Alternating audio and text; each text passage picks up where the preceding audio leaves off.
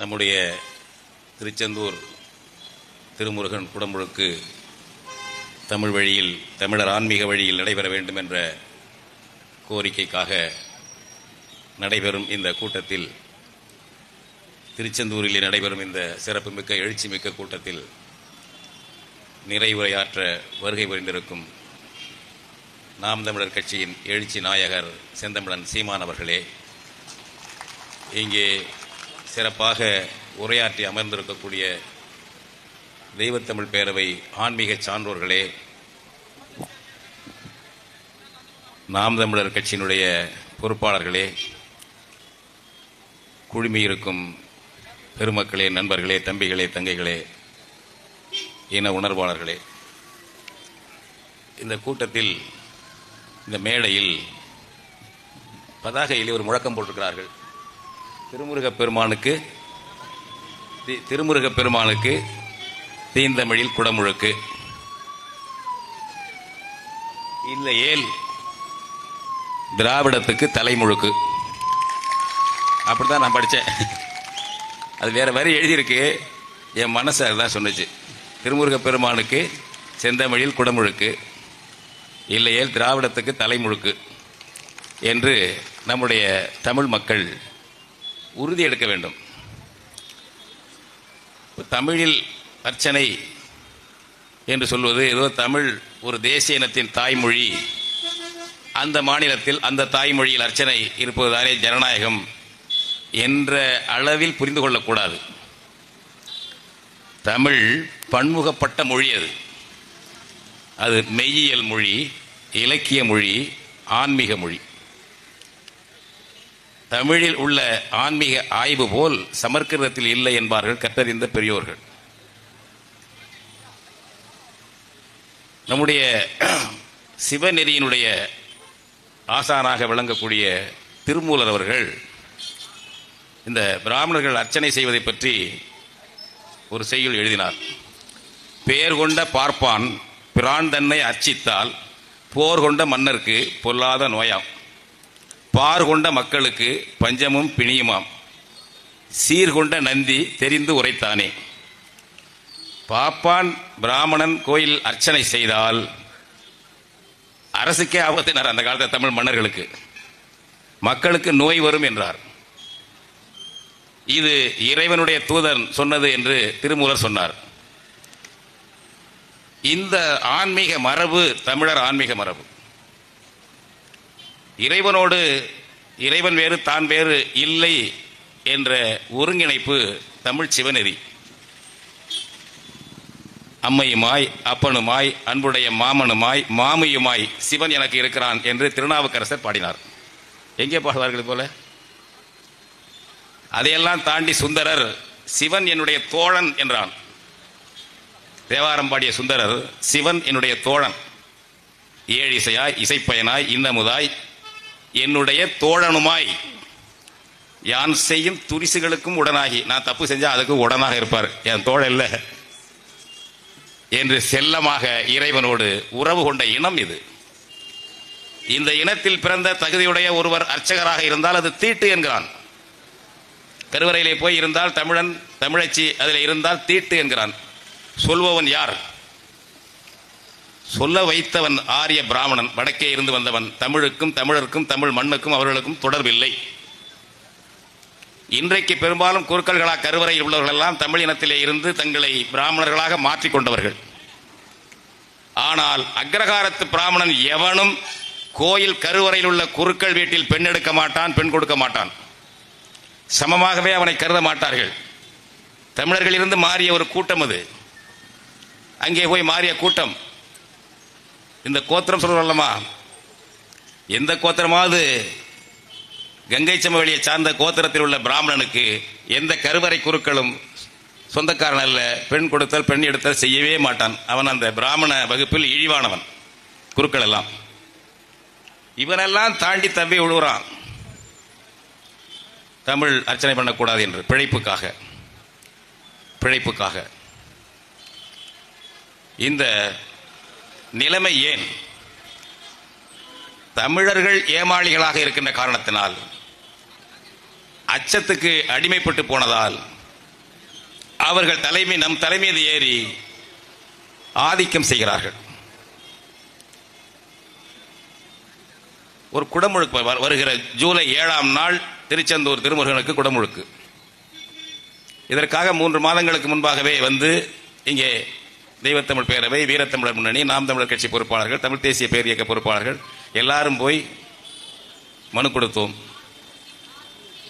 இந்து சமய அறநிலையத்துறை துணை ஆணையர், இணை ஆணையர், அதன் பிறகு மறுநாள் அம்மா சத்யபாமா அவர்கள் தலைமையிலே தூத்துக்குடி போய் மாவட்ட ஆட்சியரிடமும் மனு கொடுத்தார்கள். முன்னேற்பாடாக செய்தோம்.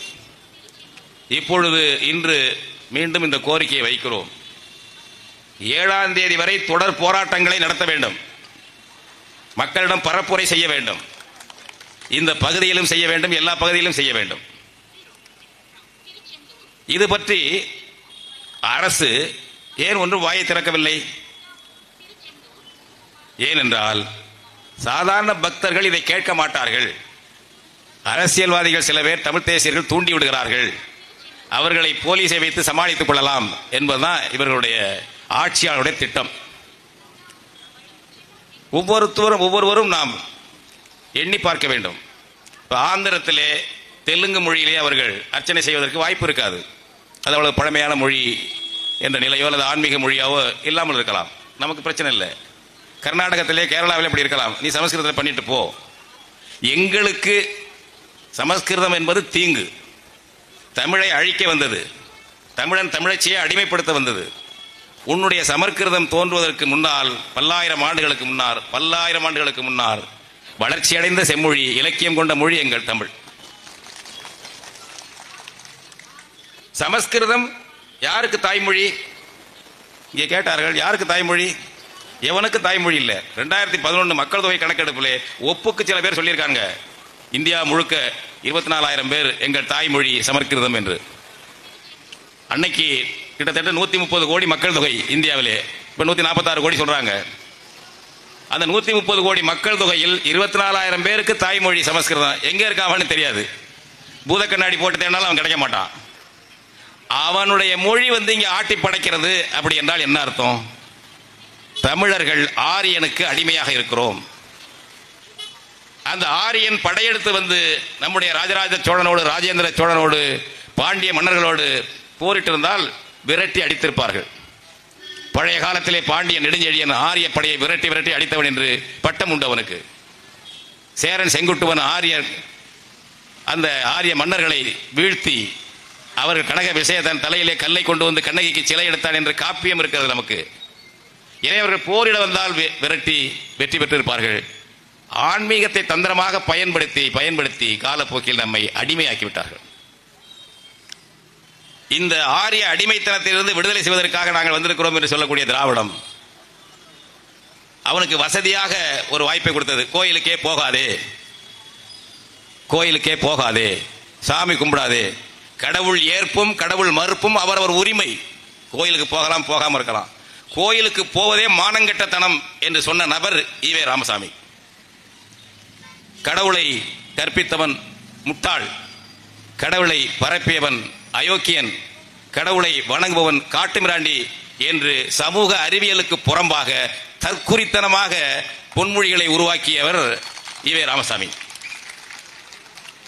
கடவுளை ஏற்பவனும் அறிவாளிதான், கடவுளை மறுப்பவனும் அறிவாளிதான். மக்கள் விருப்பம், மக்கள் தேர்வது. அதிலே போய் ஒன்றும் சொல்ல வேண்டாம். அன்சைன்டிபிக், அதான் அறிவியலுக்கு, சமூக அறிவியலுக்கு முற்றிலும் புறம்பான முரட்டுத்தனமான ரெண்டுங்கட்டான் கருத்துக்களை சொன்ன நபர் ஈவேரா. அது அவனுக்கு அக்ரஹாரத்துக்காரனுக்கு வசதியா போயிடுச்சு. தமிழர்கள் தமிழச்சியை கோயிலுக்கு வராதுன்னு தடுத்துட்டு அந்த ஆளு நம்ம ஏகபோகம் தான், நமக்கு அடிமையா உள்ள பக்தர்களை வைத்துக் கொண்டு நாம ஏகபோக அரசு செய்வோம் என்று அவன் செய்து கொண்டிருக்கிறான். இப்பொழுதுதான் எல்லா துறையிலும் தமிழ் தேசியம் எழுச்சி பெற்று வருகின்ற இந்த நிலையில்தான் ஆன்மீகத்திலும் தமிழ் தேசிய ஆன்மீகமே இருக்க வேண்டும்.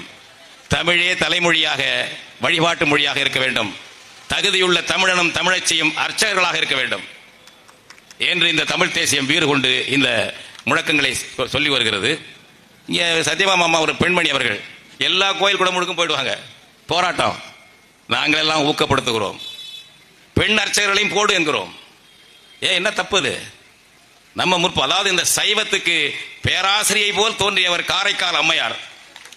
காரைக்கால் அம்மையாரை விட்டுவிட்டால் சைவத்துக்கு வரலாறு தொடக்கம் இருக்காது, ஞாபகம் வச்சுக்கோங்க. பெரிய ஞானி. அப்படிப்பட்ட இனம் நம்முடைய தமிழ் இனம். ஆண் பெண் 2 பேருக்கு சமத்துவம் கொடுத்த இனம், சம பங்கு இருக்கிறது. நாமளா கொடுக்கறதில்ல அன்பளிப்பா. அவர் உரிமை, ஆணுக்கும் பெண்ணுக்கும் சம உரிமை, ஆன்மீகத்திலும் சம உரிமை தான். இப்படி நாம் இதை செய்து கொண்டிருக்கும் பொழுது ஆரியம் முன்னேறி வருகிறது. ஏன்? திராவிடம் அவர்களுக்கு பக்கத்துணையா இருக்கு. சென்னை ஆளுநர் மாளிகையிலே ஒரு நபர் இருக்கிறார், RSS நபர். அவரை RSS ரவி என்று சொல்வது. அவருக்கு முன்னெழுத்து RN ரவி. டெல்லி மேலிடத்தினுடைய கைத்தடி. இப்படி எல்லாம் செய்ய, அப்படி எல்லாம் செய்ய சொன்னா செய்வார். மோடி சொல்லுவார், திருவள்ளுவர் பெரிய கவிஞர், பெரிய ஞானி, இந்தியாவுக்கே முதல் ஞானி என்று மோடி சொல்லுவார். அப்படி மோடி சொன்னால் ஆபத்து இருக்கிறது என்று தமிழச்சி புரிஞ்சுக்கணும். அவர் நேரம் வரமாட்டாரு. அவர் கைத்தடி இருக்குல்ல RSS ரவி, அதை விட்டு போன வாரம் என்ன நடக்கிறீங்களா, திருவள்ளுவர் மிகப்பெரிய பழமையான பாரதத்தின் சனாதனி சொன்னாரா இல்லையா? சனாதனி என்ன? ஆதியும் அந்தமும் இல்லாதது சனாதனம்ங்கிறான் அவன். தோற்றமும் இல்லை, மறைவும் இல்லை, நிரந்தரமா இருக்கும். எது இருக்கு? கர்ம வினை அப்படி இருக்கும், வர்ணாசிரமம் அப்படி இருக்கும், நிரந்தரம். அதான் சனாதனம். நீ செய்த முன் ஜென்மத்தில் செய்த நல்வினை தீவினைக்கு ஏற்ப இப்பொழுது நீ சூத்திரனா பிறந்திருக்கிற, ஐசியனா பிறந்திருக்கிற, இன்னும் சண்டாளனா பிறந்திருக்கிற என்பது சனாதனம். இந்த சனாதனம் பிறப்போக்கும் எல்லா உயிரும் என்று சொன்ன பேராசான் திருவள்ளுவர் சனாதனி என்கிறான். திராவிட முகாமில் இருந்து இதற்கு எதிர்ப்பில்லை. அடுத்தது தை 1 நம்முடைய தமிழ் அறிஞர்கள் உருவாக்கியது ஒரு திருவள்ளுவர் ஆண்டு, தொடராண்டு நமக்கு வேண்டும் என்று நமசிவாய முதலியார் அவர்களுடைய ஒருங்கிணைப்பில் மறைமலை அடிகளார் தலைமையில் நடந்த அந்த பச்சையப்பன் கல்லூரி அறிஞர்கள் மாநாட்டிலே முடிவு செய்தது, நமக்கு திருவள்ளுவர் ஆண்டு தேவை. இந்த விளம்பி என்ற சமஸ்கிருத ஆண்டு வேண்டாம், அது தொடராண்டாகவும் இல்லை என்று சொல்லி நடைமுறைப்படுத்தினோம்.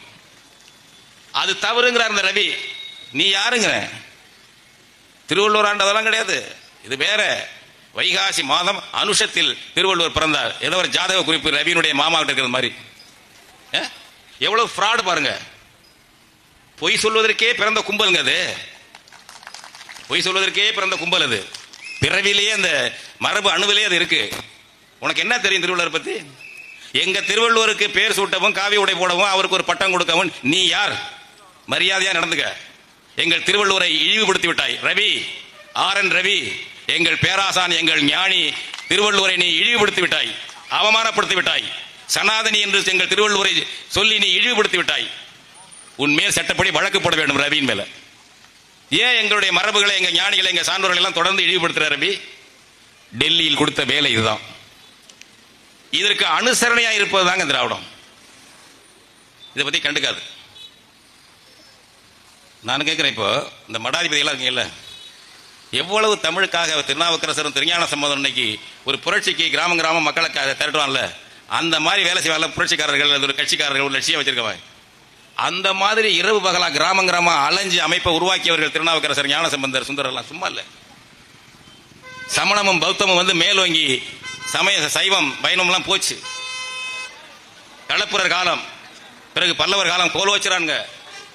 அந்த நேரத்தில் இன்னைக்கு இந்த சைவம் அந்த அளவு இருக்குன்னா திருநாவுக்கரசரோ அல்லது ஞானசம்பந்தரோ கிராமமா அலைஞ்சு அதை மறுவாழ்வு கொடுத்து அந்த கட்டை அமைக்கவில்லை என்றால் இன்றைக்கு இந்த கூட்டம் இருக்கா சைவம் நமக்கு இல்லை, இந்த வைணவம் நமக்கு கிடையாது, முடிஞ்சு போயிருக்கோம். அந்த மாதிரி உருவாக்கிய அந்த சிவநெறியில் உட்கார்ந்துட்டு இன்னைக்கு ஆதீன ஜமீன்தார்கள் தருமபுரம், திருவாவடுதுறை, திருப்பனந்தாள், என்ன பல ஆதீனங்கள் இருக்கு.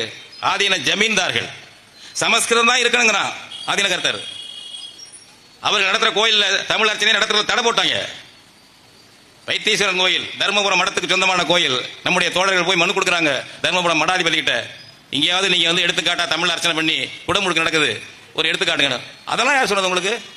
சமஸ்கிருதம் அதெல்லாம் இருக்கும், இந்த பேச்செல்லாம் பேசாதீங்க என்று இழிவுபடுத்தி அனுப்பிய நபர் தர்மபுரம் ஆதீனம் ஜமீன்தார்களுங்க. நீ எங்களுக்கு தமிழன் ஜமீன்தாரா இருக்க, அவனுக்கு கொத்தடிமையா இருக்கிற ஆரியனுக்கு, பிராமணனுக்கு பல மடங்கள். அப்படி சைவ சித்தாந்தம் படிச்சிருக்கிய சுகி சிவம் தமிழ் அர்ச்சனை பண்ணணும் கருத்து சொல்லுங்க பாப்போம். நிறைய படிச்ச ஆளு சுகி சிவம். தமிழ் வழிபாடு, தமிழ் அர்ச்சனை செய்யணும். அந்த ஆளை பேச சொல்லுங்க பார்ப்போம். ஒரு மாநாடு, தமிழ் குடமுழுக்கு தமிழருக்காக மாநாடு, தஞ்சாவூர் மாநாட்டுக்கு தொலைபேசியில் கூப்பிடுறேன். அப்போ அவர் சொல்றாரு, தமிழ் அர்ச்சனை பண்ணணும். தமிழில் பண்ணலாம், அதுக்காக சமஸ்கிருதத்தில் வேண்டாம் என்று சொல்ல வேண்டியதில்லை. யாரு? சுகி சிவம், பெரிய தத்துவ அறிஞர். மு.க. ஸ்டாலினுக்கு முதுகு சொரிஞ்சு இருக்காரு. இப்ப சுகி சிவம் மு.க. ஸ்டாலினுக்கு முதுகு சொரிந்து கொண்டிருக்கிறார். இப்படி எல்லாம் செய்வதற்கு எப்படிங்க போகும்? நம்மள அவன் பாப்பா நம்மளை எளிதாக தானே நினைப்பான். ஒரு வைரமுத்துன்னு ஒரு ஆளு, நம்ம தமிழன் கவிஞர், நாங்களாம் துடிச்சு எழுந்தோம். அதாவது கமலஹாசன் மேல நமக்கு விமர்சனம், அது வேற விஷயம். தமிழ்லேருந்து கன்னடம் பிறந்தது ஒரு இயற்கையானது, உண்மையானது. அது இல்லைன்ட்டு போய் எங்களுக்கு பிரச்சனை இல்லை. நீ பிறக்காட்டினா எங்களுக்கு கன்னடம் பிறந்தா தான் எங்களுக்கு சிறப்பா? ஏய், நீ பிறக்க வேண்டாம், ஒரு போல நான் கோபம் வருது. ஒன்றும் வேண்டாம் எங்களுக்கு, புரியுதா? எங்கள் தமிழ் எங்களுக்கு இருக்கு. அதுதான் the primary classical language of the world. அதுக்கான சான்றுகள்லாம் வருது தம்பிகளா, சான்றுகள்லாம் வருது. 15,000 ஆண்டுக்கு முன்னாடி பூம்புகார் துறைமுகம் இருந்துச்சுங்கிறான். அந்த பூம்புகாருக்கு முந்தைய பகுதியெல்லாம் இந்த ஆதிச்ச நல்லூர் இங்கே இருக்கு பாருங்க, முதல்நிலை நாகரிகம். அதை அப்படியே முடக்கி வச்சிருக்கான் திருட்டு போய் இந்தியாக்காரன். இந்திய தொழில் துறை கீழடி வந்தது இருக்கு பாருங்க, கீழடி வந்தது. அப்ப போராடி எல்லாரும் இது அதிமுக ஆட்சிக்கு நினைக்கிறேன், மாநில அரசு எடுத்துச்சு அதை ஆய்வு பண்றதுக்கு. இல்லைன்னா இது ஆதிச்சநல்லூர் மாதிரியே முடக்கிருப்பான் இந்தியாக்காரன். அவன் காங்கிரஸ்காரனா இருந்தாலும் சரி, பாஜக காரனா இருந்தாலும் சரி, தமிழ் வரலாறு தமிழ் இனம்னா அவனுக்கு ஒத்துக்கவே மாட்டான். ஒண்ணுமில்ல நாக்கணும் அவனுக்கு. அவனுக்கு பகை, நம்பர் 1 பகை இந்தியாக்காரனுக்கு, இந்திக்காரனுக்கு தமிழன். 2வது பகை முஸ்லீம் அவனுக்கு. இந்த 2 பேர் தான் எதிர்ப்பான். ஏன் ஆதிச்சநல்லூர் ஒன்பதா போட்டிருக்க? ஆய்வறிக்கை என்னடாச்சு? ஆய்வறிக்கை இதுவரைக்கும் வெளியிடல. அமர்நாத் ராமகிருஷ்ணன் அவர் 2 கொடியை தோண்டினார். அவருக்கு என்ன பனிஷ்மெண்ட் பண்ணா தெரியுங்களா? அப்படியே அவர் அசாமுக்கு மாத்தினான். கீழடி ஆய்வு பண்ணி சொல்லிட்டாராம். அவர் அறிக்கை கொடுத்திருக்காரு. இப்ப இந்த அறிக்கையெல்லாம் விட இன்னும் தொன்மையா இருக்கும் நமக்கு. நமக்கு தான் 5600 ஆண்டுக்கு முந்தி இரும்ப உருக்குனதுக்கு சான்று வந்துருச்சே. அது என்ன சாதாரணமா? அது இருக்கு, பொறுத்துக்க முடியல இந்த பயல்வ டெல்லிக்கார பயல்வலுக்கு. பாஜக காங்கிரஸ்காரன் எல்லாம் சேர்ந்துக்கிட்டு கீழடி ஆய்வு அதை மாற்றணும். ஏன்? தரவுகள் போதாது. சிந்து சமவெளியில பூமிக்கு கீழே சரஸ்வதி நதி ஓடிக்கிட்டு இருக்கான், அதுக்கு தரவு இருக்கு அவனுக்கு. திருட்டு பசங்க. அலகாபாத்தில் திரிவேணி சங்கமம்னு கொண்டாடுறான். என்னடா திரிவேணி சங்கம்னா 3 நதிகள் கலக்குதுமா. என்னென்ன நதினா கங்கை, யமுனை, அது தெரியுது. 3வது நதி எதுங்க? அது பூமிக்குள்ள ஓடுதுங்க, அதுதாங்க சரஸ்வதி. யாரு? பாஜக காங்கிரஸ்காரன் 2 பேரும் சொல்லுவான். அதுக்கு சான்று இருக்கு. கீழடி சான்று போதாது. இந்த மாதிரி நம்ம அழிச்சு தொடர்ந்து சீரழிக்கிறதுக்கு வந்திருக்கான். அதுக்கு துணையாக இருக்கமே நம்ம திராவிடக்காரன். ஐயா சொன்னார் பாருங்க, மூங்கிலடியார் சொன்னார், மு.க. ஸ்டாலினுக்கு மனம் இல்லை, மனம் இல்லைன்னு. என் மனசுல இனம்னு துடிச்சது. காரணம் அதுதான். அவர் ஐயா மனம்னாரு. அதெல்லாம் தாண்டி இனம். தமிழ் பயிர்களுக்கு வரலாற்று பெருமை வரலாமா? ஸ்டாலின் மனம் அதை ஏத்துக்குமா? அதனால எவனால இடைஞ்சல் வந்தாலும் வரட்டும், பக்கத்துல இருந்து ஊதி விடுவோம். நான் அந்த வைரமுத்துக்காக சொல்ல வர்றேன்.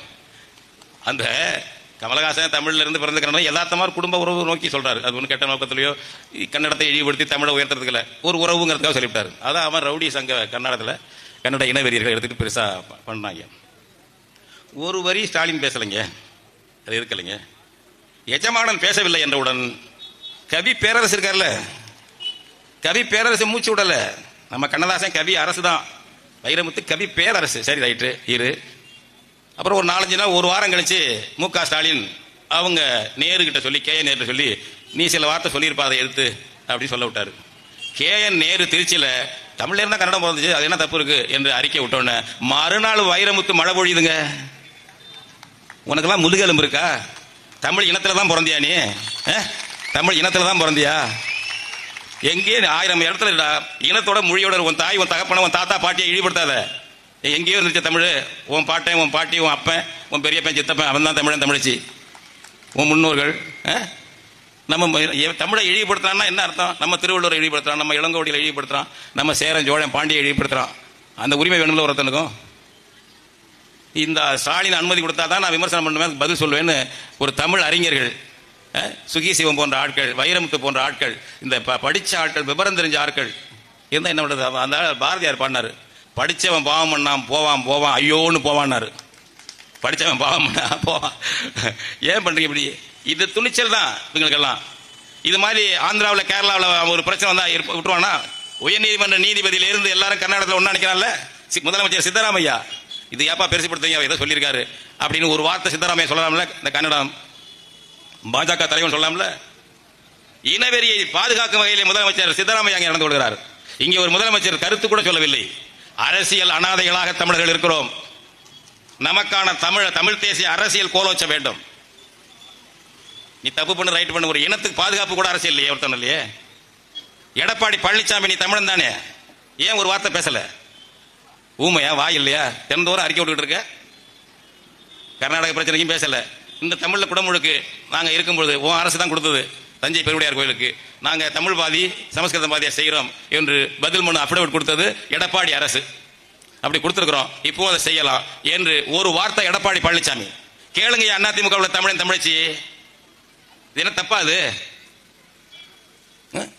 அவன் எங்கெங்க போயிட்டு இருக்கான் பாருங்க, இந்த ஆன்மீகத்தை பிடிச்சிக்கிட்டு. இந்த முருகன் இந்து முன்னணிக்காரனுக்கு இதுக்கு என்ன சம்பந்தம்? ராமன் கிருஷ்ணன்லாம் தமிழன் தான், கருப்பன் அதுல ஆய்வு நூல்லாம் இருக்கு. அவனை நீ ஆரியமயமாக்கிட்ட போ, வச்சுக்கிட்டு போ. எங்க முருகன்ட்டே வந்துட்டியே. மதுரையில அந்த முருகன் விழா நடத்துறானே, அந்த முருகனுக்கு தமிழ்ல அர்ச்சனை பண்ணணும், தமிழ்ல குடமுழுக்கு பண்ணணும் சொல்லுவானா? முருகனை சமஸ்கிருத சுப்பிரமணிய ஆக்குவதற்கு தான் இந்த மாநாடு மதுரையில் போடுற பாருங்க. எந்த முன்னணி முருகனை முழுக்க முழுக்க சமஸ்கிருத வடநாட்டு தன்மை கொண்டு வருவதற்கு சிவனை ஆக்கியிருக்காங்க, ராமரை ஆக்கியிருக்காங்க. முருகனை இன்னும் முழுசா ஆக்க முடியல. முழுக்க முழுக்க சமஸ்கிருத மயமாக்கி ஆரிய மயமாக்குவதற்கான சூழ்ச்சி, கொடிய சூழ்ச்சி தான் இந்து முன்னணிக்காரர்கள் முருகனை கையில் எடுப்பது. நீ உத்தமனா இருந்தால் அறிக்கை விடு, உன் தலைவரை விட்டு அறிக்கை விடு, சொல்லு. திருச்செந்தூர் தமிழ் முருகன் குடமுழுக்கை தமிழ் வழியில் நடத்து, தமிழ் மந்திரங்கள் ஓதி செய்யி. அரசாங்கமே புத்தகம்லாம் வெளியிட்டு இருக்கு, தமிழ் மந்திரங்கள் வெளியிட்டு இருக்கு. அதை ஓதி தமிழ் அர்ச்சகர்களை கொண்டு செய்.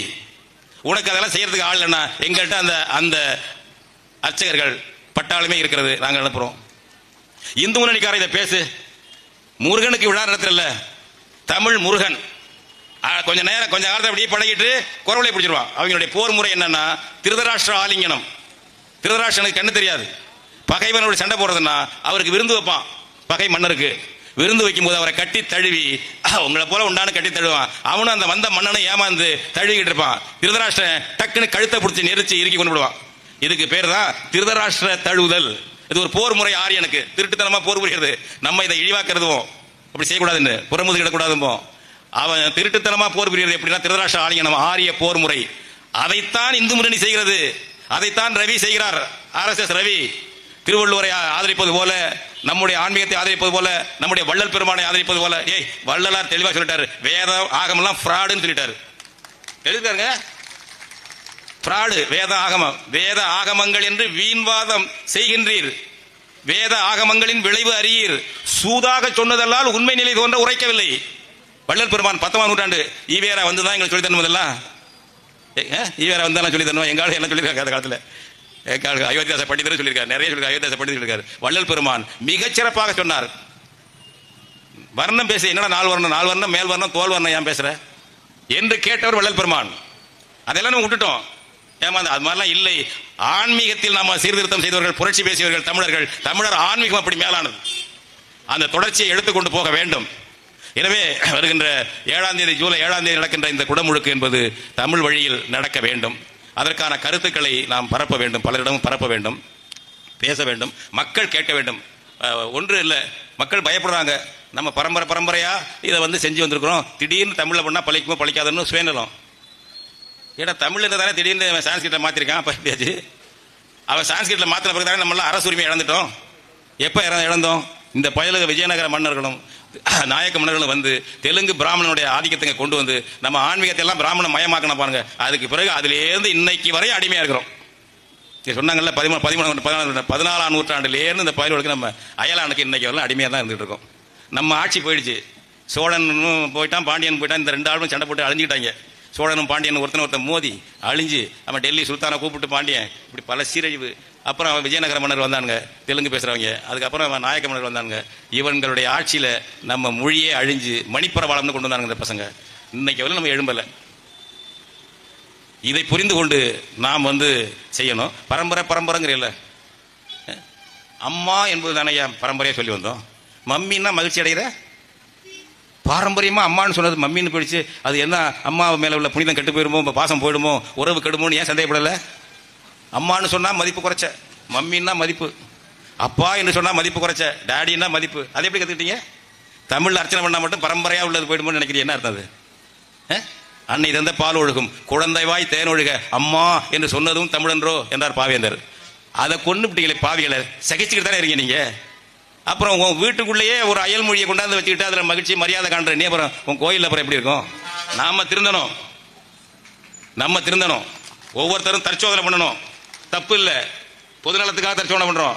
நம்ம இனத்துக்காக, நம்ம மொழிக்காக, நம்ம மக்களுக்காக, பொதுநலத்துக்காக தற்சோதனை பண்றோம். நம்ம தவறு பண்ணா திருத்தணும். அம்மா அம்மான்னு சொல்லணும், அப்பா அப்பான்னு சொல்லணும். பிள்ளைகளுக்கு தமிழ்ல பேர் வைக்கணும். ஒரு தொடக்கப்பள்ளியில் போய் பாருங்க, திருச்செந்தூர் தஞ்சாவூர் எங்கேயும் போய் பிள்ளைகளை கூப்பிடுங்க, பிள்ளைகள் பேரை கேளுங்க. அதெல்லாம் உத்தரப்பிரதேசத்தில் இருக்கிற மாதிரி பேர் இருக்கா, பீகார் இருக்கிற மாதிரி இருக்கா, தமிழ்நாட்டு பேர் இருக்கா? தொடக்கப்பள்ளியில் ஏன் இப்படி பேர் வைக்கிறீங்க? சரி, கோயிலில் தான் மாய்மாலம் பண்றான் பிராமணன், பல பேர் பண்றாங்க. உன் பிள்ளைக்கு பேர் வைக்கிற உரிமையை கூட நீ இழந்துட்டியா? சட்டம் போட்டுக்கானா? தமிழ்ல பேர் வச்சா இழுக்குன்னு நினைக்கிற, தமிழ்ல பேர் வச்சா கௌரவ குறைச்ச, மதிப்பு குறைச்ச நினைக்கிற. அப்புறம் எப்படி நம்ம முருகன் கோயிலில் தமிழ்ல அர்ச்சனை நடக்கும்? தற்சோதனை பண்ணணுங்க. இதெல்லாம் தற்சோதனை பண்ணணும். கேட்டா சொல்லுவான், பரம்பரையா அவங்க பண்ணாங்க, நம்ம பண்ண பரம்பரையா அம்மாவா அம்மான்னு சொன்னா, மாமாவா மாமான்னு சொன்னோம். எப்படா அங்க அங்குன்னு சொன்னோம்? ஏன்னா இடது பக்கம்னா புரிய மாட்டேங்குது நம்ம பசங்களுக்கு. வண்டியை வந்து இடது பக்கம் திருப்பானா வலது பக்கத்து, ஏன் நீங்க தான் சொன்னீங்களா? இப்ப ஏன் இடதுனா ரைட் இல்லையான்னு கேட்கிறான். விளையாட்டு சொல்லலைங்க, தெரியலைங்க, வண்டி ஓட்ட தம்பிக்கு தெரியலைங்க. இடதுனா ரைட். இப்படி சீரழிஞ்சு போயிருக்கோம். எவனாவது நீ அயல் மொழியை படிக்கலாம், தான் மொழியை இழந்திருக்கானா? எங்கேயாவது ஈழத்தில் போய் பாருங்க, நிறைய படிச்சிருப்பாங்க, தமிழ்ல தான் பேசுவான். கேரளாவில் மலையாளி பாருங்க, கேரளாவில் மலையாளி நிறைய படிச்சிருப்பான், அவனுக்குள்ள பேசும்போது மலையாளம் தான் பேசுவான். இது தன்மானத்திலேருந்து வர்றது, ஞாபகம் வச்சுக்க. சும்மா பேசிட்டு புருடா விட்டு போக கூடாது. தன்மானத்திலேருந்து வர்றது, தற்சார்பிலேருந்து வர்றது, உளவியிலேருந்து வர்றது. மொழியில பேசுறாங்க, என்ன இழுக்காது? எதுக்கு எடுத்தாலும் இங்கிலீஷ் எங்கிட்டு போனாலும் சமஸ்கிருதம் கோயில். இந்த மொழி இந்த இனமும் வாழுமா? இந்த மொழி இனமும் அழிஞ்சிட்டா நீ அடுத்தவனுக்கு அடிமையா இருப்ப. ஞாபகம் வச்சுக்க. உனக்கு என்ன மரியாதை இருக்கும்? அடுத்தவனுக்கு அடிமையா இருப்ப. உன் வருங்கால தலைமுறை அடுத்தவனுக்கு அடிமையா இருக்கும். சம்பளம் வாங்கிட்டு சோறு தின்னுட்டு இருக்கும், அடிமையா இருக்கும். தமிழ்நாடே இருக்காது. அதான் நல்லது. ஸ்டாலின் நினைக்கிறாரு செம்மொழின்னு கொண்டு வரல தமிழ். அவர் கருணாநிதி பிறந்தனால. கலைஞர் என்றாலும் தமிழ் என்றாலும் ஒன்றுதான். எனவே தமிழ்நாடு என்பதை தமிழர் நாடு, கலைஞர் நாடு என்று மாற்றுகிறேன்னு சொல்லுவாருங்க. அடுத்த தடவை அவர் வெற்றி பெற்று வந்தாரு வச்சுங்க, தமிழ்நாடு என்பதை கலைஞர் நாடு என்று மாற்றினாலும் மாற்றுவார். ஏண்டு போன நம்மளு மழுங்கடிச்சாச்சு. இந்த தற்சோதனை எல்லாரும் பண்ணிக்கொண்டு நமக்கு தமிழ் மொழி தான் மற்ற மொழிக்கு சமமாக நினைக்காதீங்க. அது எல்லாம் தகுதி இருக்க இல்லையோ, பிற மொழி துணை இல்லாமல் இயங்கக்கூடியது. ஆன்மீகத்தில் உச்சத்தை தொட்ட மொழி. இங்க ஐயா பிச்சனுக்கிடார் மாணிக்கவாசகர் பாட்டை பாடினார்ல, வானாகி மண்ணாகி வெளியாகி ஒளியாகி ஊனாகி உயிராகி. அடுத்த வரி, ஊனாகி உயிராகி உண்மையுமாய் இன்மையுமாய். நீ இருக்குனாலும் இருக்கு, இல்லைனாலும் இல்லப்பா. இது நம்ம ஆன்மீகம் கூடாது. இருக்குன்னா இருக்கு, இல்லைன்னா இல்ல போடா. அப்படித்தான் இறைவன் இருக்காரா. தைரியமான ஆள் நம்ம சொல்றாருல்ல. கம்பர் இந்த காலத்தில் பாடுவாரு கடவுள் வாழ்த்து. ஒன்றே எண்ணின் ஒன்றேயாம், பலவென்றுரைக்கின் பலவேயாம், அன்றே எண்ணின் அன்றேயாம், ஆம் என்றுரைக்கின் ஆமேயாம், இன்றே எண்ணின் இன்றேயாம், உளதென்றுரைக்கின் உளதேயாம், நன்றே நம்பி குடி வாழ்க்கை நமக்கு இங்க என்ன பழைப்பமா. கடவுள் யோக்கியதே எப்படி இருக்கு, ஏன் பழப்பம் என்ன வருது? கம்பன் இந்த சுதந்திரம் எங்கடா இருக்கு தம்பிகளா, என் பேர பிள்ளைகளே? இந்த சுதந்திரம் ஆன்மீகத்தில் எங்க இருக்கு? தமிழர் ஆன்மீகத்தில் இருக்கு. இதை இழக்கணுமா? நீ கடவுளை கும்பிடாம போகலாம். இன்னும் வசதியா இருக்கு. உன்னை யாரும் நீ இந்து மதத்துல இருந்து உன்னை விளக்க முடியாது, சட்டம்லாம் கிடையாது. எதுல இருந்து உன்னை விளக்க முடியாது. நல்லா ஆன்மீகத்தை சான்றோர் மாதிரி ஆன்மீகத்தை எடுத்து மனுஷ நேயம், உயிர்மை நேயம். வாடிய வயிறை கண்ட போதெல்லாம் வாடினேன், வீடுதோறு இறந்தும் வெற்றராய் திரும்பும் ஓடரை கண்டு உள்ளம் நொந்தேன். வள்ளலார் பிச்சை எடுத்துக்கிட்டு போயா, பாத்திரத்தில் ஒண்ணுமே இல்லைங்கிறார் வள்ளலார். நம்மள்கிட்ட இருக்கு பாதலாம். எனவே நம்மை புதுப்பித்துக் கொள்ள வேண்டும். தமிழன் தமிழச்சி தங்களை மறுவார்ப்பு செய்து கொள்ள வேண்டும். நீங்க பா, நான் சொல்லிட்டு திரும்ப முடிச்சிடறேன். வலது சாரியாரு, இடது சாரியாரு, நடு சாரியாரு, ஆனால் இன சாரியாரு. ஞாபகம். அவ்வளவுதான் சொல்றேன். இதுல நோ காம்ப்ரமைஸ். அவன் ஒன்று இல்லாத இந்தியாங்க. இந்தியா ஒரு தேசம் கிடையாதுங்க. இந்தியா ஒரு தேசம் கிடையாது, ஒரு பாலம் கிடையாது. அது ஒரு துணை கண்டம் வெள்ளக்கார பயில உண்டாக்குனது. அது ஒரு தேசம் சொல்றாங்க. கான்ஸ்டியூஷன் தேசம் சொல்ல, ஒன்றியம் சொல்லுது. இந்த இந்திய தேசத்தை ஏத்துக்கிட்டவன்ல வலதுசாரி இருக்கிறான், புரட்சி பேசுற இடதுசாரி இருக்கிறான், நடுசாரி இருக்கிறான், ஜனநாயகவாதி இருக்கான், சர்வாதிகாரி இருக்கான், எல்லாம் இருக்கான்ல. ஏன் என்னுடைய இயற்கையான தமிழ் இனத்தில் இருக்கக்கூடாதா? அது பேசிக்ப்பா, அது அடிப்படை. இனம் என்பது அடிப்படை, புரியுதா? நீ வலதுசாரியாரு, இடதுசாரியாரு, நடுசாரியாரு, தமிழ் சாரியாரு, அனாதையா இருக்காத. இங்க இருந்துகிட்டு அமையமேன்னு போயிட்டு இருக்காது. எல்லாரும் தமிழன் தமிழச்சி எல்லாம் தமிழ் இனம். இதுல தேர்வு செய்யறதுக்கு சூஸ் பண்றதுலாம் ஒன்றும் சாய்ஸ் கிடையாது. இது மானிட இயல். அந்த வகையில் சிந்திங்க. நம்ம தமிழ் மொழி தான் அர்ச்சனை மொழியாகணும். இது தமிழ்நாட்டுக்கே வழிகாட்டக்கூடிய வகையில் திருச்செந்தூர் அமைய வேண்டும். அமையும். வீரனுக்கான விழா அது. முருகன் யாரு? போர் ஆயுதத்தோட இருக்க வீர சூர சம்ஹாரம் பண்ணவன். இந்த திருச்செந்தூர்ல ஆரிய திராவிட துரோக சம்ஹாரம் நடக்க வேண்டும். சூர சம்ஹாரம் செய்த இந்த ஊரிலே ஆரிய திராவிட துரோக சம்ஹாரம் நடந்து தமிழ் அர்ச்சனை தமிழ் குடமுழுக்கு நடக்க வேண்டும். தொடர்ந்து அதற்கான வேலைகளை ஈடுபடுங்கள் என்று கேட்டுக்கொண்டு விடைபெறுகிறேன். நன்றி, வணக்கம்.